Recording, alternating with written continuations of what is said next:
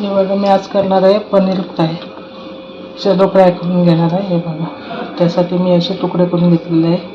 125 ग्राम पनीर आहे हे. ते कापून घेतलेलं आहे. हे बघा, पनीरला आता आपण मॅरिनेट करून घेऊ. आता दही घातलेलं आहे, चवीपुरती मीठ टाकलेलं आहे, मिरची पावडर, धना जिरा पावडर, हळद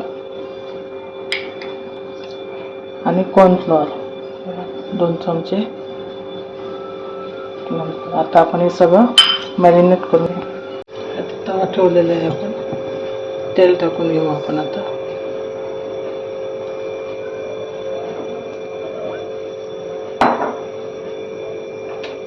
तेल पण चांगलं गरम होईल. आता हे बघा, छान कोटिंग झालेली आहे याला. आता आपण याला फ्राय करून घ्यायचे.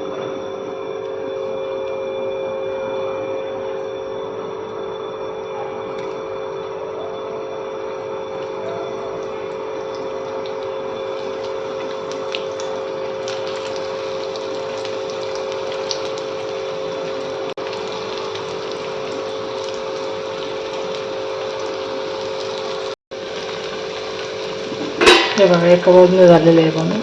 आता आपण उलटून घ्यायचे असे सगळं. हे बघा, छान रंग आलेला आहे, छान कोटिंग झालेलं आहे, छान भाजतात. हे बघा, उलटून 2-3 वेळा उलटून पालटून भाजायचे. जास्त भाजून नाही घ्यायचे, मग कडक होतात.